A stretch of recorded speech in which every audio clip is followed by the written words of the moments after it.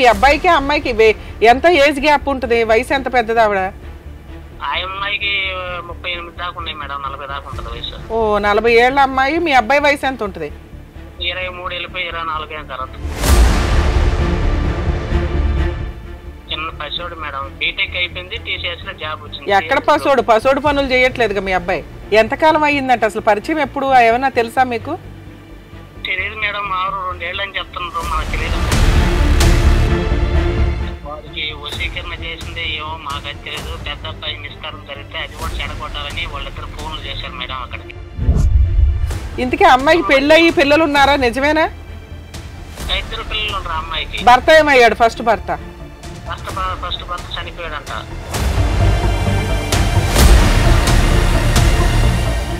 నమస్తే, welcome to Adalat with advocate Ramya. నేను మీ anchor Reena. మీకున్న సమస్యలకి తనదైన శైలిలో పరిష్కారాలను చూపుతూ మీ యొక్క కుటుంబాల్లో వెలుగులు నింపుతున్నారు ప్రముఖ హైకోర్టు అడ్వకేట్ ఆకుల రమ్యకుమారి గారు. మరి మేడం ఉన్నారు, పలకరిద్దాం. నమస్తే మ్యామ్. నమస్తే రీనా, ఎలా ఉన్నారు? బాగున్నానే. రైట్. సో ప్రతిసారి లాగానే ఒక సమస్యతో కాలర్ రెడీగా ఉన్నారు. మరి వాళ్ళ యొక్క సమస్య ఏంటో అడిగి తెలుసుకుందామా? షూర్ రీనా, చెప్పండి. హలో. హలో, నమస్తే మేడం. నమస్కారం అండి, మీ పేరు, ఎక్కడి నుంచి కాల్ చేస్తున్నారు? మాది దగేతి మండలం మేడం, మామూలు నెల్లూరు జిల్లా, కావల్ తాలూకా. ఓకే, మీ పేరు? నా పేరు బాబు, బాడుగుడిపాడు గ్రామం. ఓకే బాబు గారు, రమ్య మేడం గారు ఉన్నారు. మీ యొక్క సమస్య ఏంటో చెప్పండి రమ్య మేడం. బాబు గారు చెప్పండి సార్. మాది ఏం ప్రాబ్లం లేదు మేడం, మామూలుగా అబ్బాయి తేజ అనే అబ్బాయి బీటెక్ చేశారు మేడం. ఎవరు? మా అబ్బాయి. మీకు ఎంతమంది పిల్లలు? నాకు 2 పిల్లలు మేడం. మీ అబ్బాయి పెద్ద అబ్బాయా? పెద్ద అబ్బాయికి మ్యారేజ్ నెల్లూరులో వనంతోపు దగ్గర నిశ్చితార్థం జరిగింది మేడం. ఆ రోజు కూడా వచ్చాడు చిన్న అబ్బాయి. బెంగళూరులో టీసీఎస్ లో జాబ్ చేస్తున్నాడు మేడం. మీ రెండో అబ్బాయి టీసీఎస్ లో జాబ్ చేస్తున్నాడు మేడం. చిన్న అబ్బాయి వచ్చి, పెద్ద అబ్బాయి వచ్చి నెల్లూరు హైదరాబాద్ లో వచ్చి లింగంపల్లి కాడ వ్యాపారం పెట్టాడు, వాటర్ బాటిల్. ఓకే. మేము ఏదో కష్టం చేసుకొని కూలీనాలు చేసుకొని మా బిడ్డను చదివించాం మేడం. Very good. చదివించిన తర్వాత టీసీఎస్ లో జాబ్ చేస్తున్నాడు మేడం. సరే అన్ని తెచ్చి ఇంటి మీద లోన్ కూడా పెట్టి తెచ్చిచ్చాను మేడం, బిడ్డల కంటే ఎక్కువ అని. ఎంత లోన్ పెట్టారు సార్? ఇంట్లోనే 5 లక్షలు పెట్టాను మేడం. అబ్బా. ఇంట్లోనే 5 లక్షలు పెట్టి ఆ అబ్బాయిని చదివించాను మేడం. మామూలుగా ఆ అబ్బాయి అయిపోయిన తర్వాత జాబ్ తెచ్చుకోవడం బాగానే ఉండింది. విజయనగరం జిల్లా ఎరిమిల్ అనే దగ్గర అక్కడ అమ్మాయి ఒక భర్త కూడా చనిపోయాడంట. ఆ అమ్మాయి ఒక పాప కూడా సంసారానికి వచ్చింది. చిన్న పాప మళ్ళీ ఒక 10 ఏళ్ళు దాకా ఉంది చిన్న పాపకి. ఆ అమ్మాయి సెల్ లో చాటింగ్ చేసి చూశాడంట మేడం వీడు. అమ్మాయి ఎక్కడ? మీరు చెప్తున్నది ఆంటీ కదా? ఆంటీ ఆమె మనకు తెలియదు కదా మేడం, చదువు లేని వాళ్ళం కదా మేము. ఓర్ని, ఒక ఆంటీని తగులుకున్నాడా మీ అబ్బాయి? ఆంటీని తగులుకున్నాడు మా ఫేస్బుక్ లో చూసి. అబ్బాబ్బా. వాడికి వశీకరణ చేసింది ఏమో మాకు తెలియదు. పెద్ద అబ్బాయి నిస్కారం జరిగితే అది కూడా చెడగొట్టాలని వాళ్ళిద్దరు ఫోన్లు చేశారు మేడం అక్కడికి. అయ్యో.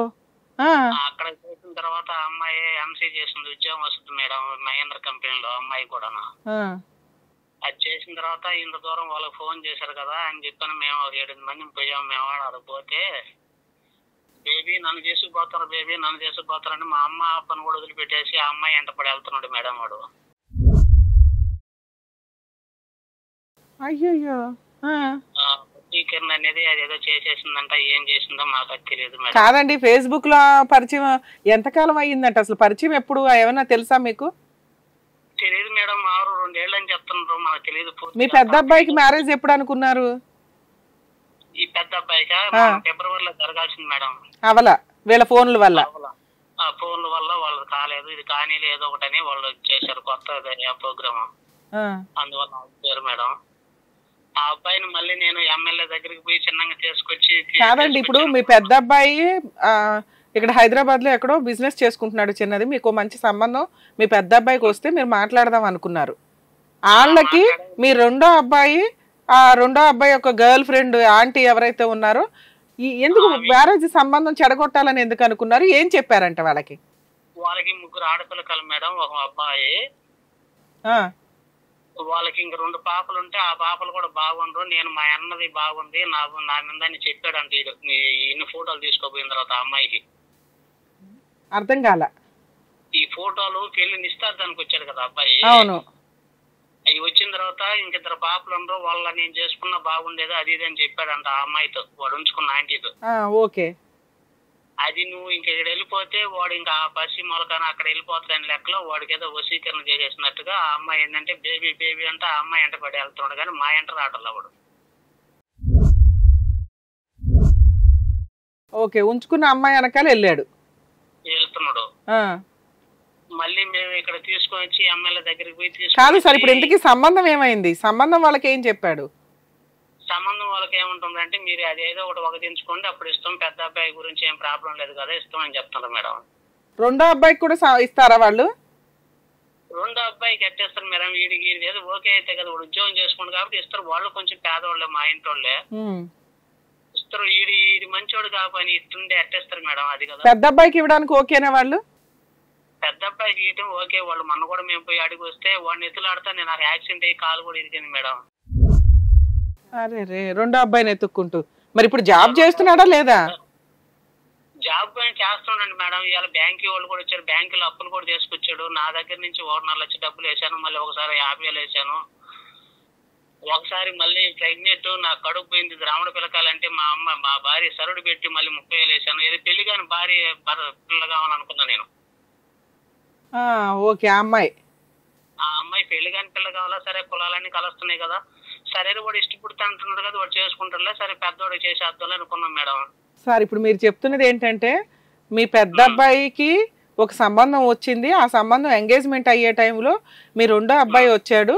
ఆ పెద్ద అబ్బాయి వాళ్ళ సంబంధం వచ్చిన వాళ్ళకి ఇంకా 2 పిల్లలు ఉన్నారు, వాళ్ళు చాలా బాగున్నారు, అందులో ఏదో ఒక అమ్మాయిని నేను చేసుకునేవాడిని అని అతనికి ఫేస్బుక్ ద్వారా పరిచయమైన అమ్మాయికి మీ అబ్బాయి ఫోన్ చేసి చెప్పడం వల్ల ఆ అమ్మాయి ఏదో వశీకరణ చేసేసి అమ్మో ఈ సంబంధం ఓకే అయితే ఈయన ఆ ఇంట్లోనే మళ్ళీ ఇంకో అల్లుడి కింద వెళ్ళిపోతాడేమో, నన్ను వదిలేస్తాడేమో అనుకుని ఆవిడ ట్రాప్ చేసింది. మీరు ఈయనకి కౌన్సిలింగ్లు కానీ ట్రీట్మెంట్లు కానీ ఏమి ఇప్పిద్దామన్నా ఏమి ఆయన ప్రాపర్గా తీసుకోవట్లా. సరే ఆ అమ్మాయికే ఇచ్చి పెళ్లి చేద్దామని కూడా అనుకున్నారా? ఆ అమ్మాయికే ఇచ్చి పెళ్లి చేద్దామని కూడా అనుకున్నారా మీరు? అదే మీ ఉద్దేశం ఏంటంటే ఓకే ఈయన కోసం ఇంత తాపత్రయ పడుతుందంటే అమ్మాయి ఏమన్నా ఫ్రెష్ అమ్మాయి ఏమో, పెళ్లికాని అమ్మాయి ఏమో, కులాలు ఏదో మా కులమే అని చెప్తుంది ఉన్నంతలో, సరే అబ్బాయి ఇష్టపడుతున్నాడు కదా పెళ్లి చేద్దాంలే అని మీరు అనుకున్నారు. చేయలేములే, సరే లవ్ మ్యారేజ్ చేసేద్దాంలే రెండో కొడుక్కి అని మీరు అనుకున్నారు. మరి ఎక్కడ ఫెయిల్ అయింది, మీకు ఎందుకు డౌట్ వచ్చింది? ఇప్పుడు మేము వాడు చేసిన దాని వల్ల మేము వెళ్ళిపోయినాం, మేము ఆడగాడికి నగరంకి. అక్కడ వెళ్ళిపోయాలి, అక్కడ తెలిసింది వాళ్ళ చిన్నమ్మ వాళ్ళు, వాళ్ళ చిన్న ఆయన, వాళ్ళ ఆయన, వాళ్ళ అన్న వాళ్ళు వచ్చారు. మా ఊరు పెద్ద మనుషుల ముందర కూడా, మా ఊరు కూడా వచ్చింది అమ్మాయి. మా ఊరు కూడా వచ్చిన తర్వాత పెద్ద మనుషుల ముందర కాగితాల ముందర రాసుకొని మీ అమ్మాయికి మా అబ్బాయికి అలాంటి సంబంధం లేకుండా అని తీసుకొని పోయారు వాళ్ళు. ఓకే, వాళ్ళు సెటిల్మెంట్ కూడా చేసుకున్నారు, ఫ్రీగా చేసుకున్నారా ఏమైనా డబ్బులు డిమాండ్ చేశారా? ఏం తీసుకోవాలి పాపం, నాకు రూపాయి పడలేదు. వాళ్ళు చాలా మంచి వాళ్ళు. ఏది ఆ మందు పెట్టిన అమ్మాయి వాళ్ళు చాలా మంచోళ్ళ? ఆ అమ్మాయి కాదు, వాళ్ళ చిన్న వాళ్ళు, వాళ్ళ చిన్నమ్మ వాళ్ళు ఏంటంటే మాకైతే రూపాయి వద్దు, మేము పేదవాళ్ళమే, మాకు ఛార్జీలు డబ్బులు వేస్తే మేము వస్తాం, మా అమ్మాయిని మేము తోలుకొని వెళ్ళిపోతాం అన్నారు వాళ్ళు. వాళ్ళెవరో డబ్బులు అడిగారు, ఆ అమ్మాయి పరిస్థితి అంటే అమ్మాయి ఏమంటుంది? ఆ అమ్మాయి నాకు వాడే కావాలంటుంది. మరి అప్పుడు మీరు అట్లా నమ్ముతారు వాళ్ళు మంచోళ్ళని? వాళ్ళు మంచోళ్ళు ఓకే, ఈ అమ్మాయి మంచిది కాదు కదా, ఈ అమ్మాయి మళ్ళీ ఎప్పుడైనా మళ్ళీ రావచ్చు మీ అబ్బాయిని అంటే మాకు ఎలాంటి సంబంధం లేదు, మా అమ్మాయిని అయితే రానివ్వు, మేము తీసుకోపోతాం, మీ అబ్బాయి వాళ్ళు కంట్రోల్లో పెట్టుకుంటామని చెప్పారు. తీసుకొని పోయారు వాళ్ళు. వాళ్ళు కంట్రోల్లో పెట్టుకుంటామని చెప్పడం వల్ల మీరు నమ్మారు వాళ్ళని. నమ్మారు. ఇంతకీ అమ్మాయికి పెళ్ళయి పిల్లలు ఉన్నారా, నిజమేనా? 2 పిల్లలు ఉన్నారు అమ్మాయికి. భర్త ఏమయ్యాడు? ఫస్ట్ భర్త చనిపోయాడంట. చనిపోయి ఎంతకాలం అయింది? మీ అబ్బాయికి అమ్మాయికి ఎంత ఏజ్ గ్యాప్ ఉంటుంది? వయసు ఎంత పెద్దది ఆవిడ? ఆ అమ్మాయికి 38 దాకా ఉన్నాయి మేడం, 40 దాకా ఉంటది వయసు. 40 ఏళ్ల అమ్మాయి. మీ అబ్బాయి వయసు ఎంత ఉంటుంది? 23 వెళ్ళిపోయి 24 అయిన తర్వాత. అయ్యయ్యో, అంత చిన్న పిల్లోడు, చిన్న పసివాడు మేడం. బీటెక్ అయిపోయింది, టీసీఎస్ లో జాబ్ వచ్చింది. ఎక్కడ పసోడు పనులు చేయట్లేదుగా మీ అబ్బాయి? అదే కదా మేడం నా బాధ. సరే అట్లా రాయించారు, ఫోన్లో ఉన్నంతలో నమ్మకం అనుకున్నారు. ఇప్పుడు మీ అబ్బాయి కలిసాడా, మళ్ళీ అమ్మాయి కలిసిందా మీ అబ్బాయిని? ఈడు వెళ్ళిపోయాడు మళ్ళీ. అరే వాళ్ళ అమ్మని వాళ్ళ దగ్గర పెడితే వాడు ఆ నుంచి బండి వేసుకొని వాళ్ళ మామ బండి వేసుకొని వెళ్ళిపోయాడు. మీ బంగారం తిన్నగలేదు, ఇక్కడ వాళ్ళని ఊళ్ళో వాళ్ళని ఏం చేస్తాం మనం? అదే కదా మేడం, అదే అర్థం కాలేదు. సరే ఇప్పుడు వాళ్ళతో సెటిల్మెంట్ అయ్యి ఎంతకాలం అయిందండి? సెటిల్మెంట్ చేసింది మేడం ఒక 4 నెలలు అయింది. 4 నెలల్లో మళ్ళీ మీ అబ్బాయి ఎప్పుడు వెళ్ళిపోయాడు ఆవిడ దగ్గరికి? మళ్ళీ 4 నెలలు అయింది వెళ్ళిపోయి. రేపు సెటిల్మెంట్ అయిన 10 రోజులకి నా 2-3 రోజులకి వెళ్ళిపోయాడు. 15 రోజులకే 15 రోజులకి వెళ్ళిపోయాడు మేడం. ఆ 15 రోజులు కూడా మేము జాగ్రత్త చేయలేకపోయినామండి. అదేలేండి, అసలు ఈ అబ్బాయి ఆగట్లేదు కదా ముందు. ఒక ఉద్యోగం లేదు, సద్యోగం లేదు, అంతా ఇంకా ఆ అమ్మాయి నుండే క్యాన్సర్ పెడుతుండ్రు. ఇప్పుడు వెళ్ళిపోయి 4 months అవుతుంది కదా, దొరికాడా లేకపోతే ఏంటి? దొరకలేదు మేడం. ఏ దగ్గర ఉందంటే ఈ రోజు బ్యాంక్ వాళ్ళు వచ్చారు మా ఇంటి దగ్గరికి, అప్పులు ఉన్నాయని. బ్యాంకులో లోన్ తీసుకున్నాం ఇట్లా సంగతి అని చెప్పని వస్తే మీ అబ్బాయిని కేసు పెట్టి మేము తీసుకొస్తాం, పలానా ఇప్పుడు శాలరీ అయితే పడుతుందంట వాడికైతే. 18,000 చిల్లర ఎంత పడుతున్నాయంట. ఏ బ్యాంకులు పెడుతున్నాయి మేము చెప్పలేము, ప్రసిద్ధి అది మా ఇబ్బందిగా ఉంటది. మిమ్మల్ని ఒక మాట అడిగిపోదామని వచ్చినాం సార్, మీ మందులు ఏంటి, మీ అబ్బాయిని తీసుకొచ్చి స్టేషన్ లో పెట్టమంటారా లేకపోతే మీరు కడతారా అని అడిగారు. మీకేం పని అసలు? మేమేం కట్టాను సార్, నా కాలు ఇరిగి నేను మంచంలో ఉన్నాను, నా పరిస్థితి బాగాలేదు కదా సార్, ఇప్పుడు నేను తీసుకొచ్చిన డబ్బులు ఖర్చు పెట్టి వాడు మళ్ళీ వెళ్ళిపోయి నేనేం చేశాను సార్ అని అవును కరెక్టే. అవును అంటే దానికి అన్నారు మేడం. అది ఏదో ఏ తేడా ఉంది కదా, ఏదో పసిపేదం చేసి చేద్దామని నా ఆలోచన మేడం. కాదండి, మీరు అంత పాపం తగ్గి సరే అబ్బాయి ఎవడో ఒకరు లవ్ చేశారు, లవ్ చేసిన అమ్మాయిని కులగోత్రాలు ఏమి చూడకుండా పోనీ ఫైనాన్షియల్ కెపాసిటీ చూడకుండా పెళ్లి చేద్దాం అన్నా కూడా అక్కడ 2 పిల్లలు ఉన్నారు. ఈయనకి ఆయనకి 15 ఏళ్ళు 20 ఏళ్ళ తేడా కనిపిస్తుంది ఆ అమ్మాయితో. అంత పెద్ద ఆంటీ తోటి పెళ్లి చేసిన రేపు పొద్దుట సమాజం కూడా యాక్సెప్ట్ చేయదు కదా. అసలు వాడు అసలు మన మాట వింటంలా. వాడు ఎంత సేపటికి ఆ అమ్మాయి ఏంటంటే బేబీ బేబీ బేబీ అంటే ఆ అమ్మాయి అంత వెళ్తున్నాడు. బేబీ నన్ను తీసుకుపోతున్నారు, బేబీ నన్ను తీసుకున్నారు. నన్ను చూడండి, మా భార్యను చూడండి, వచ్చి ఉండేది లేదు మేడం. అరే నేను పిల్లలు లేదిస్తే నాకు ఐబీపీ కొలెస్ట్రాల్ ఉంది, యాక్సిడెంట్ అయ్యి నా బాధ దేవుడికి తిరిగి ఉంది మేడం. కష్టపడి చదివించి కూడా సార్ బాధపడకండి సార్. ఇప్పుడు యాక్చువల్గా మీ లోన్ ఏమైనా క్లియర్ అయిందా అవ్వలేదా? లేదు మేడం, వాళ్ళు ఈ రోజు వచ్చిపోయినారు, మా అన్నం కూడా తింటాను, చగించలేదు మేడం. మళ్ళీ నేను కూడా ఒక 5 లక్షలు దాకా పెట్టుబడి పెట్టినా మేడం, అన్ని తినేసింది అర్థం ఏమంటా. అదేలేండి, ఇప్పుడు ఎంతమంది నేను చేస్తుందో భయం చేస్తా ఉన్నా మేడం. నా బిడ్డను కూడా ఏం చేస్తానని భయం వేస్తుంది నాకు. బాబు గారు ధైర్యంగా ఉండాలండి, మీరు ఏడిస్తే ఎట్లా చెప్పండి. ఇప్పుడు మీకు ఏం కావాలి, ఎట్లాంటి పరిష్కారం కావాలి మేడం దగ్గర నుంచి? ఒక్క నిమిషం బాబు గారు మీరు లైన్ లో ఉండండి, నేను మళ్ళీ మాట్లాడతాను మీతో. చూడండి, ఇతను నిజంగా ఒక బాధిత తండ్రి.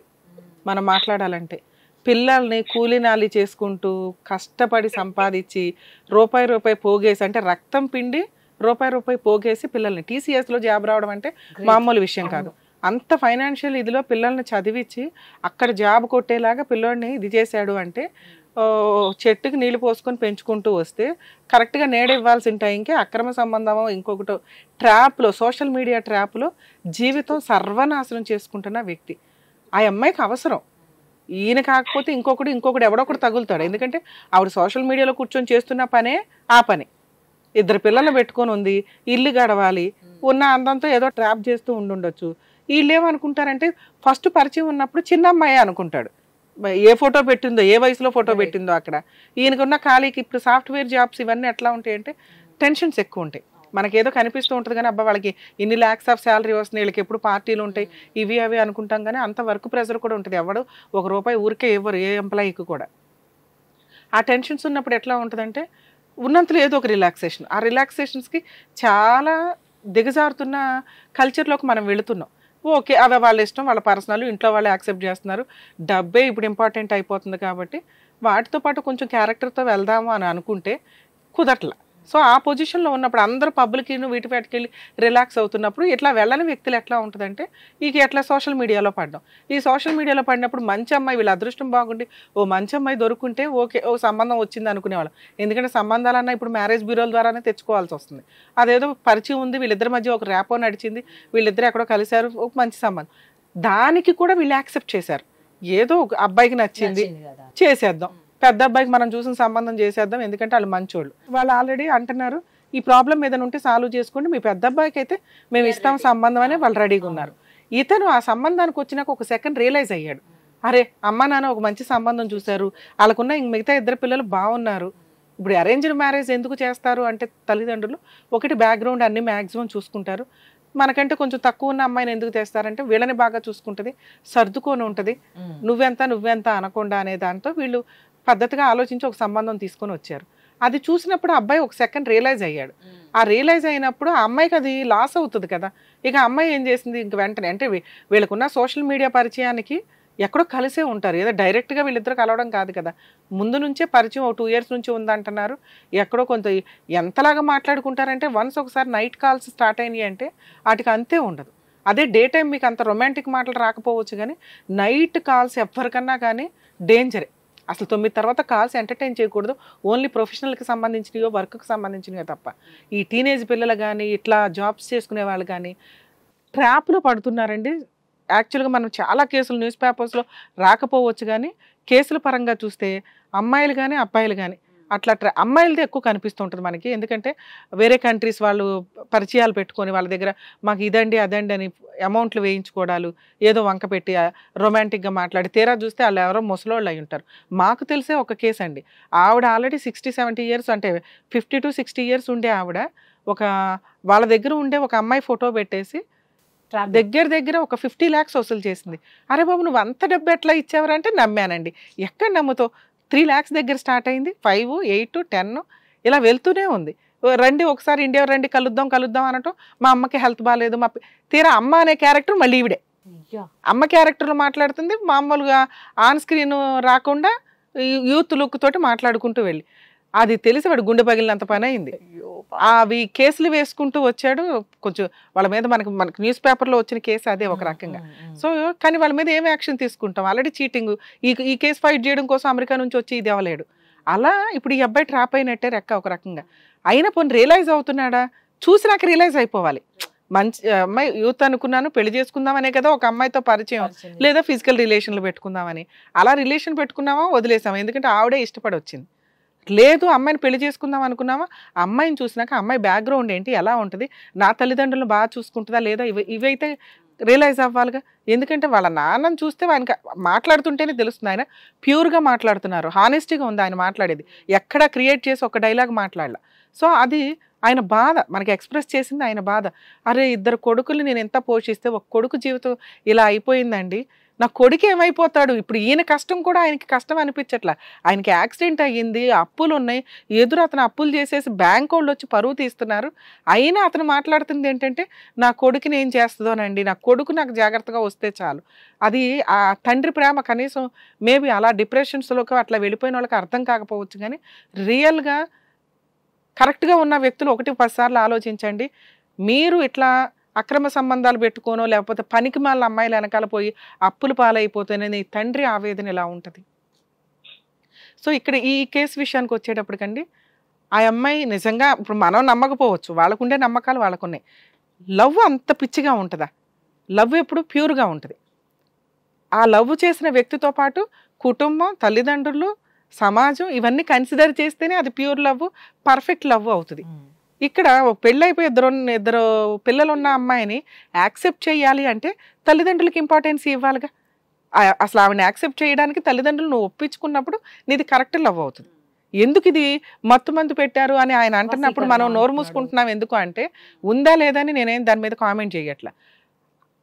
తరువాత జరిగే యాక్ట్ దీన్ని నిజమా కాదా అనేది ప్రూవ్ చేసేలాగా ఉంటుంది.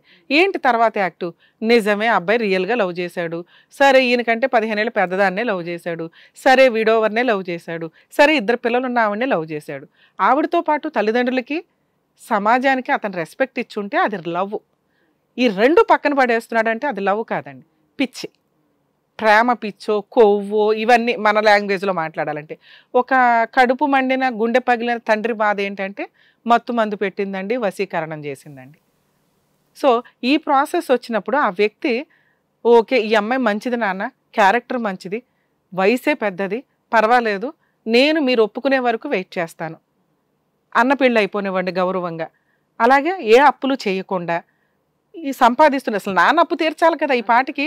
ఆయన చదువు కోసం నాన్న అప్పు చేశాడు. ఈ లోపు ఈ కష్టాలతో పాటు నాన్నకి యాక్సిడెంట్ అయ్యింది, అక్కడ ఖర్చు అవుతుంది, నెక్స్ట్ అన్న కుటుంబం మీద ఈ ఎఫెక్ట్ పడుతుంది. ఇవి సీక్రెట్గా ఉంచుకొని ఈ అన్ని బాధ్యతలు నిర్వహించుకుంటూ వీళ్ళకి ఒక ఇల్లు ఏదో ప్రాపర్టీ, ఎందుకంటే అవి వచ్చిన అమ్మాయి రేపొద్దుట ఎలా యాక్సెప్ట్ చేస్తుందో తెలియదు, కొత్త కోడలు ఎలా చూస్తుందో తెలియదు. నాన్న వాళ్ళు నన్ను ఇంత పోషించారు కాబట్టి వీళ్ళని నేను మంచి పొజిషన్లో ఉంచాలి అనుకొని ఇతను కరెక్ట్గా డెసిషన్ తీసుకొని వీళ్ళకి ఏదైనా అన్ని సెట్ చేస్తే ఆ అబ్బాయి రియల్గా ఒక అమ్మాయిని లవ్ చేశాడమ్మా, అబ్బాయి ఇన్ని చేసినప్పుడు మేము ఇది యాక్సెప్ట్ చేయడానికి ఏముంది, పోన్లే ఒక అమ్మాయికి జీవితం ఇచ్చిన వాళ్ళం అవుతాం అనుకునేవాళ్ళు. ఎందుకంటే ఆయన అంత మంచోడు, మనకు అర్థమవుతున్న దాని ప్రకారం. ఇవన్నీ లేవు కాబట్టి ఆయన అమాయకత్వం అయిన మనసు ఏది యాక్సెప్ట్ చేస్తుంది, నా కొడుక్కి వశీకరణం జరిగిందండి, అందుకని అంత పిచ్చిగా వాళ్ళేమో మా అమ్మాయిని మేము కంట్రోల్ చేసుకుంటామండి అని చెప్పినా కూడా ఇతను పారిపోయాడు ఇంట్లో నుంచి, జాబ్ చేసుకోవట్లా, ల్యాక్స్ అప్పు చేసి బ్యాంకుల్లో పర్సనల్ లోన్లు పెట్టేసి ఆ అమ్మాయి దగ్గరికి వెళ్ళిపోయాడు. ఎక్కడున్నాడో తెలియదు. ఎత్తుక్కోవాలి ఇన్ని బ్యాంకు వాళ్ళు ఎత్తుక్కొస్తారు, ఎందుకంటే కొంత వర్క్ చేస్తున్నాడు, మధ్య మధ్యలో డబ్బు కావాలిగా, గాలి తిరుగులు తిరగాలన్నా ఆ అమౌంట్ కోసం అతను ఏదో జాబ్ చేస్తున్నాడు. పట్టుకోవడం చాలా ఈజీయే, బ్రెయిన్ మార్చడం ఎవడి వల్ల? జాబ్ తిండి కావాలి కాబట్టి అమ్మాయి ఎంటర్టైన్ అవ్వాలి అంటే డబ్బు కావాలి కాబట్టి జాబ్ చేస్తున్నాడు. తల్లిదండ్రుల అవసరం వాళ్ళు పోయినా పర్లేదు అతని దృష్టిలో, అంత హీనంగా ఆలోచిస్తున్నాడు అతను. వీళ్ళు మంచోళ్ళు కాబట్టి వీళ్ళ దృష్టిలో ఏంటంటే మా కొడుకు అలా అనుకోడండి, అమ్మాయి అలా చేస్తుంది. సో మేబీ అలాగే చేస్తుంది. ఈయన కొంచెం కరెక్ట్గా ఉండుంటే యాక్సెప్ట్ చేసే అంత మంచి తల్లిదండ్రులు. మరి ఇప్పుడు వీళ్ళు ఏం చేయాలి? వీళ్ళకున్న హక్కులేంటి, బాధ్యతలేంటి? కొడుకును కాపాడుకోవాలి, ఫైనాన్షియల్ క్రైసిస్ చాలా సివియర్గా ఉంది, ఆ అప్పు ఎవరు తీర్చాలి, ఎలా తీర్చాలి? ఇవి ముందున్న పెద్ద సమస్యలు. ఆయనకి పరువు పోతుంది. బ్యాంక్ వాళ్ళు ఇంటికి వచ్చి కూర్చున్నారు అక్కడ, మేము తెచ్చుకుంటాం మేము చేసుకుంటాం అంటున్నారు వాళ్ళు. మేడం యాక్చువల్గా ఈ పర్సనల్ లోన్స్ బ్యాంక్స్లో ఎట్లా ఉంటాయంటే వీళ్ళ శాలరీస్ చూసి లోన్లు ఇచ్చేస్తూ ఉంటారు. ఒకవేళ వాళ్ళు పే చేయకపోతే వాళ్ళ కొడుక్కి ఆస్తులు ఉంటే ఎవరు తీసుకుంటారు? తల్లిదండ్రులు, భార్య పిల్లలు. భార్య పిల్లలు పెళ్ళి అవ్వలేదు కాబట్టి వాళ్ళు లేరు. అప్పుడు అతనుకున్న ఆప్షన్ ఏంటి? తల్లిదండ్రులు ఏమైనా ఆస్తులు ఉన్నాయా అని బ్యాంక్ వాళ్ళు వచ్చి ఎంక్వైరీ చేసుకుని అవి అటాచ్ చేసుకోవడానికి చూస్తారు. సో ఒకవేళ అట్లాంటి సీన్ ఏమీ లేకపోతే వ్యక్తిని తీసుకెళ్ళి జైల్లో వేస్తారు. అప్పుడు ఇలా రిలేటివ్స్ కానీ ఎవరన్నా ఉంటే ఆ అమౌంట్ క్లియర్ చేయడం కోసం ఎక్కడో అప్పులు చేసి క్లియర్ చేయడం అనేది జరుగుతుంటుంది. అతను టీసీఎస్ జాబ్ అంటే కొంచెం కరెక్ట్గా లైన్లోకి వస్తే కనుక లోన్ క్లియర్ చేసుకోవడం కూడా ఈజీ అవుతుంది. కానీ అతను ప్రజెంట్ మైకంలో ఉన్నాడు, మత్తులో తిరుగుతున్నాడు. ఇలాంటి వ్యక్తి ఆ బ్యాంక్ వాళ్ళ చేతిలో ఉండడం బెటర్ ఆప్షన్.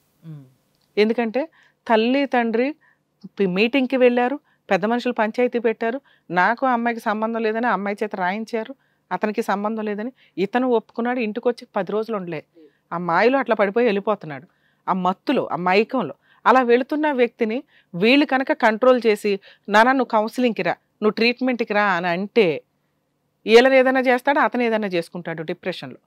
ఎందుకంటే అమ్మాయిలు వదిలి ఉండలేని పరిస్థితి కదా అతను. సో ఇక్కడ అది కుదరదు. అతన్ని ఫోర్స్ఫుల్గా తీసుకెళ్ళి మనం కౌన్సిలింగ్ ఇవ్వలేం. అతను జాబ్ చేసుకుంటున్నాడు కదా, పోనీ సైకిక్ బిహేవియర్లో ఉంటే ట్రీట్మెంట్కి తీసుకెళ్ళవచ్చు. సో అతను జాబ్ చేసుకుంటున్నాడు, అన్నీ తెలుస్తున్నాయి, ఇదొక్కటే అతనికి రియలైజ్ అవ్వట్ల. సో ఫోర్స్ఫుల్గా తీసుకెళ్ళి మనం ట్రీట్మెంట్లు ఇప్పించేదంత ఉంటుందా అంటే ఉండదు. 2 బ్యాంకులు. సో మనం తీసుకెళ్ళలేనప్పుడు బ్యాంకు వాళ్ళు ఏమంటున్నారు, మా అప్పు కట్టడానికి మేము తీసుకెళ్తాం. మరి తీసుకెళ్ళి కొట్టేస్తారా పోలీసులు, లోపల తీసుకెళ్ళి ఏమైనా చేసేస్తారంటే ఏమీ చేయరండి.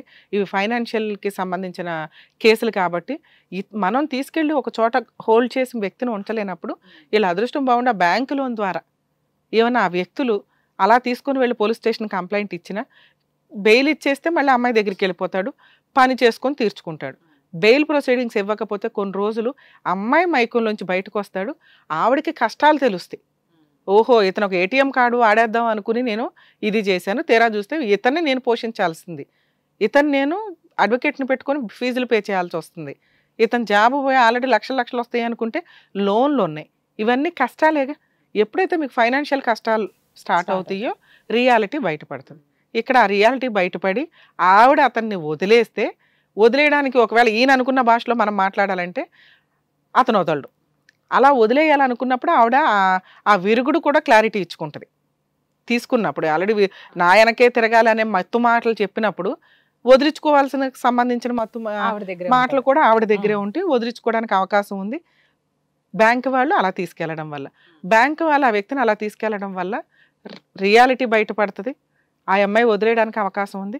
బ్యాంక్ అప్పు కూడా క్లియర్ అవుతుంది. అది పనిష్మెంట్ రూపంలోన ఫైనాన్షియల్గా అతనే క్లియర్ చేసుకుంటాడా అనేది ఆలోచిస్తే వీళ్ళు వీళ్ళ కష్టాలు, వీళ్ళ బ్యాంక్ లోన్స్ వీళ్ళే క్లియర్ చేసుకోవాలి. కొడుకు రియలైజ్ అయ్యి కడితే తప్ప.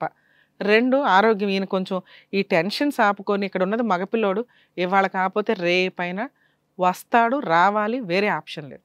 కానీ ఈయన భయం ఏదైతే ఉందో దానికోసం ఒక పోలీస్ స్టేషన్ కంప్లైంట్ అయితే ఇవ్వాలి.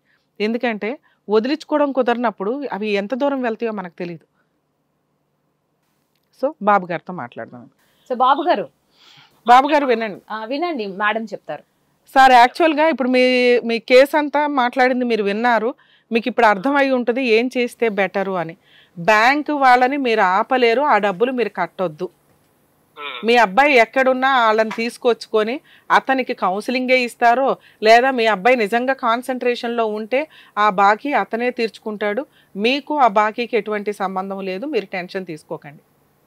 మరి మా అబ్బాయిని జైల్లో వేసేస్తారా మేడం అంటే, ఇంటికి తీసుకొచ్చి మనం హోల్డ్ చేయలేనప్పుడు అతన్ని జైలుకి వెళ్ళినా పర్వాలా. ఎందుకంటే అక్కడ ఆ ఖర్చులు గట్రాలు ఏవైతే ఉన్నాయో ఆ అమ్మాయి తీసుకొని ఇవ్వండి. ఆ అమ్మాయి ఆ రిస్క్ తీసుకుంటే, ఇతను ఏదో ఏటీఎం కార్డు లాగా వాడేద్దాం అనుకుంది కదా, లక్షల ఖర్చు పెట్టి బెయిల్ తేవాలి అని తెలిసిన రోజు ఆవిడే వదిలేసి వెళ్ళిపోతుంది. 2 మీ అబ్బాయి రియలైజ్ అవుతాడు, నా గురించి పట్టించుకుంటున్న వ్యక్తులు ఎవరు. అప్పుడు ట్రీట్మెంట్కి వస్తాడు. మీరు అన్నట్టు మంచి సైకాలజిస్ట్ని కలిసి మీరు ట్రీట్మెంట్ ఇప్పిద్దోరండి.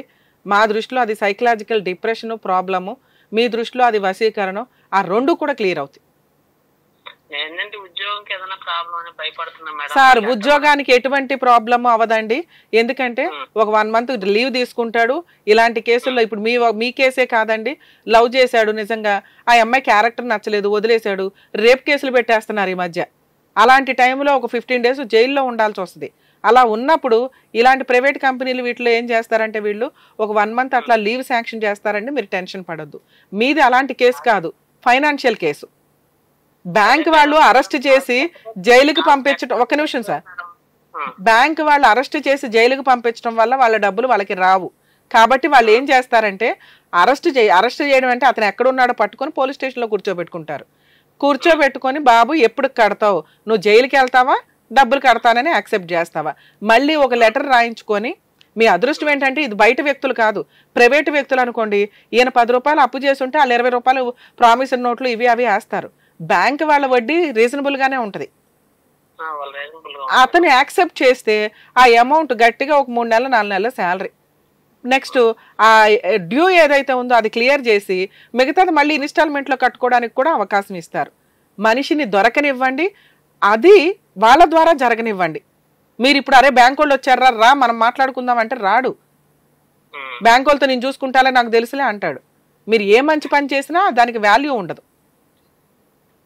ఆ అమ్మాయికి కూడా ఆ టెన్షన్ ఇదవనివ్వండి. ఒక తండ్రిగా మీరు టెన్షన్ పడుతున్నారు, వాళ్ళకు కూడా పడినివ్వండి ఆ టెన్షన్. ఇది మీరు అనుకునే అంత సీరియస్ కేసు కాదు. మీ అబ్బాయి ఇన్స్టాల్మెంట్లు డ్యూ క్లియర్ చేసుకుంటాడు, రిమైనింగ్ ఇన్స్టాల్మెంట్లో కట్టుకుంటాడు. దీంట్లో పెద్దగా అరెస్టులు ఉండవు.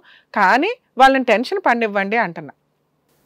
పసిబిడ్డ అయితే ఇబ్బంది లేదు మేడం, నేను ఒప్పుకున్నాను, ఏ కులం అయితే అన్ని కూడా వదిలి పెట్టుకున్నాం కదా, నాకంటే ఇప్పుడు సార్ మీరు ఈ కేసులో నేను ఇస్తున్న బెస్ట్ సజెషన్, మీ అబ్బాయి కోసం ఈ పెళ్లి మీరు చేయాల్సిన అవసరం లేదు. ఆ అమ్మాయి నిజం కాదు. ఒక 15 ఏళ్ళు తేడా ఉన్న ఒక కుర్రోడిని పెళ్లి చేసుకునే అంత పొజిషన్లో ఆ అమ్మాయి ఉంది అంటే అలాంటి అమ్మాయిని నమ్మకూడదు. మీరు అంటున్నది సార్, నేను అమ్మాయికి 2 పిల్లలు ఉన్నారు కాబట్టి పెళ్లి చేసుకోవద్దండి అని అనట్ల. ఆ అమ్మాయి ఏజ్ ఫ్యాక్టరు, ఆ అమ్మాయి ఆలోచన విధానం కరెక్ట్ కాదు. అంతే నేను అంటున్నది అదే. ఆవిడకి ఇంకొకరు తగేలేదాకా, మీ అబ్బాయి ఫైనాన్షియల్ గా వీక్ అని తెలిసినాక మీ ప్రాబ్లం ఆటోమేటిక్ గా సాల్వ్ అయిపోతుంది. ఆ తరువాత మీ అబ్బాయి డిప్రెషన్ లో ఉంటాడు, అరే నన్ను ఏటీఎం కార్డు లాగా వాడేసుకుంది అని. ఎందుకంటే ఆ ఆంటీల చేతుల్లో పడినోడు ఎవడో అంత గబుక్కుని బయటపడలేరు. కాబట్టి అబ్బాయికి అప్పుడు కౌన్సిలింగ్ ఇద్దరు కానీ మీ మాట వింటాడు. మీరు అస్సలు టెన్షన్ తీసుకోకండి సార్. ప్రాబ్లమ్ ఆటోమేటిక్ గా క్లియర్ అయ్యే ప్రాబ్లం ఇది. మీరు కొంచెం రిలాక్స్ ఉండండి, మీ ఆరోగ్యం చూసుకోండి. జాగ్రత్త సార్. మేడం ఇది చాలా కేసుల్లో జరుగుతున్న ఇన్సిడెంట్ అండి. సోషల్ మీడియాలో పరిచయాలు పెట్టుకోవాలి అసలు నిజంగా రమ్య గారు నిజంగా దారుణమైన పరిస్థితి. ఎందుకంటే ఒక ఏజ్ తర్వాత వాళ్ళు కొంత రియలైజ్ అయిపోయి పడకపోవచ్చు. దానివల్ల ఈ టీనేజ్ అబ్బాయిలను పట్టుకొని వాళ్ళు ఫైనాన్షియల్గా సాఫ్ట్వేర్ అంటే ఈజీగా దొరికేస్తూ ఉంటారు. ఇందాక నేను చెప్పిన లోన్లీనెస్ వల్ల కానీ, టైం వల్ల కానీ, వర్క్ టెన్షన్స్ వల్ల. సో ఫైనాన్షియల్గా మ్యాక్సిమం వాడేస్తారు. వాళ్ళు రియలైజ్ అయ్యి బయటపడితే అదృష్టం, లేకపోతే ఆస్తులు అప్పులు కూడా పెరిగిపోతూ ఉంటాయి. అవతల వాళ్ళకి ఆస్తులు పెరుగుతాయి, ఈయనకి అప్పులు పెరుగుతాయి. దయచేసి క్యారెక్టర్తో ఉండడం అనేది ఎప్పుడు మనం కొంచెం సేఫ్గా ఉంటాం. పెళ్ళిళ్ళు చేసుకోరా తర్వాత సంగతి. రైట్. సో చక్కటి పరిష్కారం అందించారు ma'am. Thank you so much. Thank you. So చూసారు కదా, మీకు కూడా న్యాయపరమైనటువంటి సమస్యలు ఏమైనా ఉంటే స్క్రీన్ మీద కనిపిస్తున్న నెంబర్కి కాల్ చేయండి. మరో ఎపిసోడ్తో మళ్ళీ కలుద్దాం. చూస్తూనే ఉండండి హిట్ టీవీ.